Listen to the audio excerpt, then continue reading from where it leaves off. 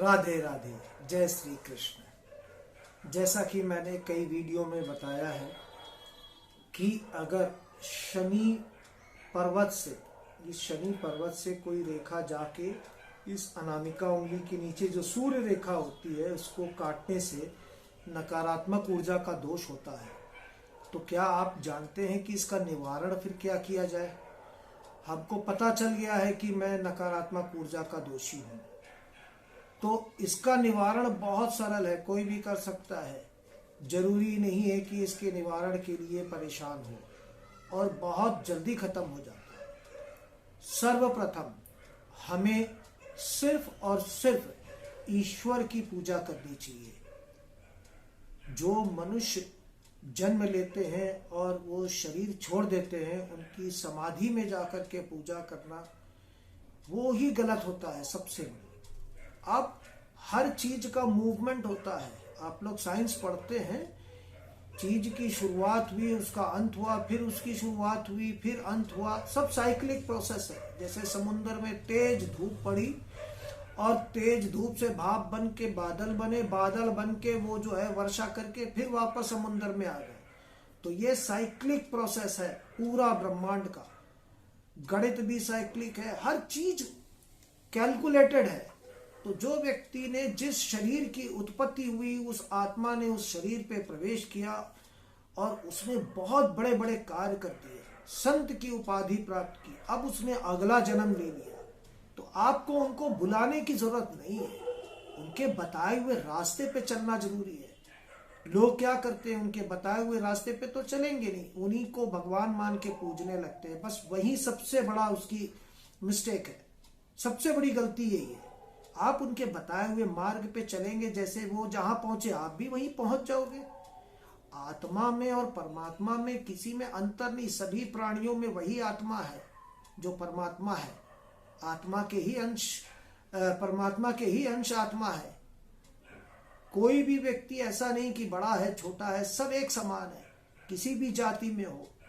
आप ऋषि विश्वामित्र को देखो, वो तो सशरीर ब्रह्म ऋषि बन गए, सप्त ऋषि में उनको स्थान मिला, क्षत्रिय थे, लेकिन अपने कर्म अनुसार वो पहुंच गए ना। तो इसीलिए सब सर्वप्रथम जो है हमारी पूजा के ऊपर होता है। पूजा में आवाहन होता है, हम उनका ध्यान करते कि आओ आओ आओ। तो हमें अपने शरीर में किसको बुलाना चाहिए? आओ, भगवान को बुलाना चाहिए। आत्मा का मिलन हमेशा परमात्मा से होना चाहिए, किसी दूसरी आत्मा से नहीं होना चाहिए। क्योंकि आत्मा जो है वो इंद्रियों के 10 इंद्रियों के वश में होती है। वो बड़ा मुश्किल होता है कि वो उनसे अलग हो पाए। जब वो उनको छोड़ देती है 10 इंद्रियों का भोग और परमात्मा के दर्शन हो जाते हैं, तब वो दिव्य होती है। तो हमें किसी को बुलाना नहीं चाहिए, अगर बुलाना है तो सिर्फ और सिर्फ परमात्मा को।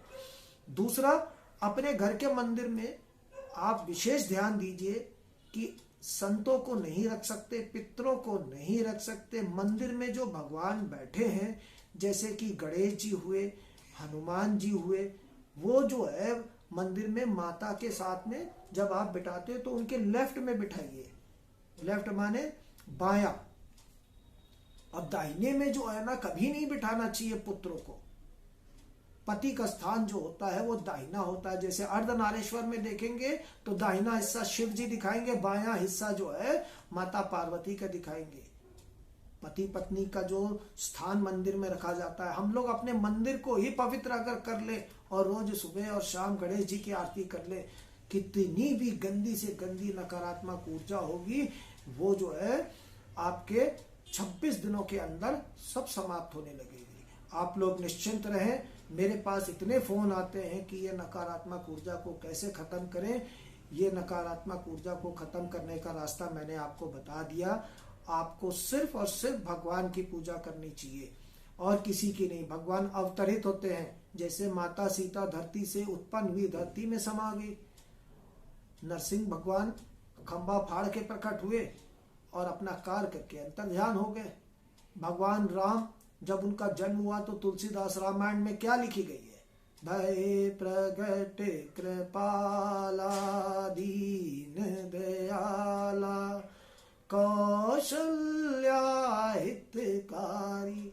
भय प्रकट कृपाला, प्रकट हुए।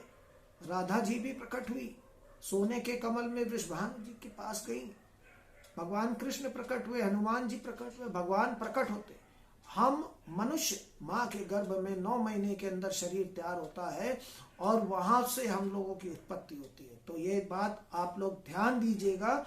हम ये नकारात्मक ऊर्जा को मिलकर खत्म करेंगे और भगवान का जो है अपने घर में वास करेंगे। बोलो राधे राधे, जय श्री कृष्ण।